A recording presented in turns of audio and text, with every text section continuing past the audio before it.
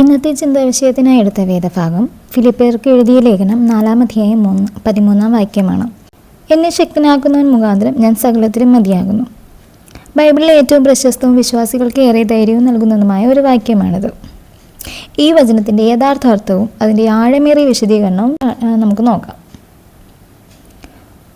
അപ്പോസ്തലനായ പൗലോസ് റോമിലെ തടവറയിൽ കിടന്നുകൊണ്ടാണ് ഫിലിപ്പിയിലെ സഭയ്ക്ക് ഈ കത്തെഴുതുന്നത്. ജയിലിൽ കിടക്കുമ്പോഴും കഠിനമായ പീഡനങ്ങളും ദാരിദ്ര്യവും അനുഭവപ്പെടുമ്പോഴും പൗലോസ് തികഞ്ഞ സന്തോഷവാനായിരുന്നു. ആ അവസ്ഥയിലാണ് തനിക്ക് എങ്ങനെയാണ് എല്ലാ സാഹചര്യങ്ങളെയും അതിജീവിക്കാൻ കഴിയുന്നത് എന്ന് പൗലോസ് വ്യക്തമാക്കുന്നത്. സകലത്തിനും മതിയാകുന്നു എന്നാൽ എന്താണ്? പലരും ഈ വാക്യത്തെ തെറ്റായി വ്യാഖ്യാനിക്കാറുണ്ട്. എനിക്ക് പരീക്ഷയിൽ 1-ാം റാങ്ക് വാങ്ങാം, വലിയ ധനികനാകാം, വിചാരിച്ചതെന്തും നേടിയെടുക്കാം എന്നൊക്കെയുള്ള ഒരു മാന്ത്രിക വചനമായി ഇതിനെ കാണരുത്. ഇവിടെ പൗലോസ് അർത്ഥമാക്കുന്നത് ഏത് സാഹചര്യത്തിലും സംതൃപ്തിയോടെ ജീവിക്കാൻ എനിക്ക് സാധിക്കുമെന്നാണ്. ഇതിന് തൊട്ടു മുൻപുള്ള വാക്യത്തിൽ ഫിലിപ്പിയർ 4:12 പൗലോസ് പറയുന്നുണ്ട്, എനിക്ക് താഴ്ന്നിരിപ്പാനും അറിയാം, സമൃദ്ധിയിലിരിപ്പാനും അറിയാം, തൃപ്തനായിരിക്കാനും പട്ടിണിയായിരിക്കാനും സമൃദ്ധിയിലിരിക്കാനും ബുദ്ധിമുട്ട് അനുഭവിക്കാനും ഞാൻ ശീലിച്ചിരിക്കുന്നു എന്ന്. അതായത് വലിയ ദാരിദ്ര്യവും കഷ്ടപ്പാടും വന്നാലും അല്ലെങ്കിൽ വലിയ സമ്പത്തും സമൃദ്ധിയും വന്നാലും ഒരേപോലെ ദൈവത്തിൽ വിശ്വസിച്ച് മനസ്സിടറാതെ ജീവിക്കാൻ എനിക്ക് സാധിക്കുമെന്നാണ് പൗലോസ് പറയുന്നത്. എന്നെ ശക്തനാക്കുന്നതിന് മുഖാന്തരം through Christ who strengthens me എന്ന് വെച്ചാൽ തൻ്റെ സ്വന്തം കഴിവോ മിടുക്കോ കൊണ്ടല്ല പൗലോസ് കഷ്ടതകളെ അതിജീവിക്കുന്നത്. യേശുക്രിസ്തു നൽകുന്ന ആത്മീയ ബലമാണ് അതിന് കാരണം. മനുഷ്യൻ്റെ ശക്തിക്ക് പരിമിതികളുണ്ട്. പ്രതിസന്ധികൾ കൂടുമ്പോൾ നമ്മൾ തളർന്നു പോകും. എന്നാൽ ക്രിസ്തു ഒരു വ്യക്തിക്ക് ഉള്ളിൽ നിന്ന് നൽകുന്ന ശക്തി, ഇന്നർ സ്ട്രെങ്ത് എന്ന് പറയുന്നത് ഏത് വലിയ കൊടുങ്കാറ്റിലെയും തകരാതെ നിൽക്കാൻ അവനെ പ്രാപ്തനാക്കുന്നു. ഈ വചനം ഇത് നമ്മുടെ ജീവിതത്തിൽ എങ്ങനെ പ്രായോഗികമാക്കാമെന്ന് നോക്കാം. ഒന്നാമത്, അടിമപ്പെടാതിരിക്കുക.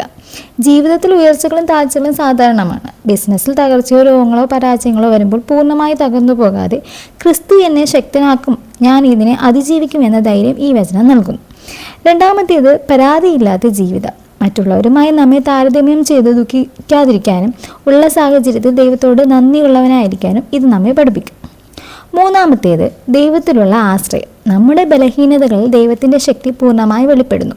എനിക്ക് കഴിയില്ല, പക്ഷേ എന്നെ ശക്തനാക്കുന്ന ദൈവത്തിന് കഴിയുമെന്ന വിശ്വാസത്തിലേക്ക് ഇത് നമ്മെ നയിക്കുന്നു. സ്വന്തം ശക്തിയിലല്ല, മറിച്ച് ക്രിസ്തു നൽകുന്ന അമാനുഷിക ശക്തിയാൽ ജീവിതത്തിലെ ഏത് പ്രതികൂല സാഹചര്യങ്ങളാണ്, ദാരിദ്ര്യമായാലും രോഗമായാലും ഏകാന്തതയായാലും പരാജയമായാലും പുഞ്ചിരിയോടെ നേരിടാനും ജയിക്കാനും എനിക്ക് സാധിക്കും എന്ന വലിയൊരു പ്രഖ്യാപനമാണ് ഈ വചനം നമ്മെ പഠിപ്പിക്കുന്നത്. ജീവിതത്തിൽ പ്രതിസന്ധികളും പരാജയങ്ങളും തോൽവികളും ഒക്കെ നമ്മളെ തളർത്തുമ്പോൾ നമ്മൾ പലപ്പോഴും ചിന്തിക്കാറുണ്ട്, ഇനി എന്നെ കൊണ്ട് പറ്റില്ല, ഞാൻ തോറ്റുപോയി എന്ന്. പക്ഷെ ഓർക്കുക, നമ്മളെ സൃഷ്ടിച്ചവൻ, നമ്മളെ വഴി നടത്തുന്നവൻ നമ്മുടെ കൂടെയുണ്ട്. എന്നെ ശക്തനാക്കുന്നതിന് മുഖാന്തരം ഞാൻ സകലത്തിലും മതിയാകുന്നു എന്ന ഈ വചനം വെറും ഒരു വാക്കല്ല, അതൊരു ഉറപ്പാണ്. നമ്മുടെ സ്വന്തം ബലത്തിലല്ല, മറിച്ച് നമുക്ക് ശക്തി തരുന്ന ആ ദൈവത്തിൻ്റെ ബലത്തിലാണ് നമ്മൾ മുന്നോട്ട് പോകേണ്ടത്. ആ ഒരു വിശ്വാസം നിങ്ങളുടെ ഉള്ളിലുണ്ടെങ്കിൽ ഈ ലോകത്തിൽ നിങ്ങൾക്ക് നേരിടാൻ കഴിയാത്തതായി യാതൊന്നുമില്ല. വീണു പോകുന്നിടത്ത് നിന്ന് കൂടുതൽ ശക്തമായി തിരികെ വരാൻ നിങ്ങൾക്ക് സാധിക്കും.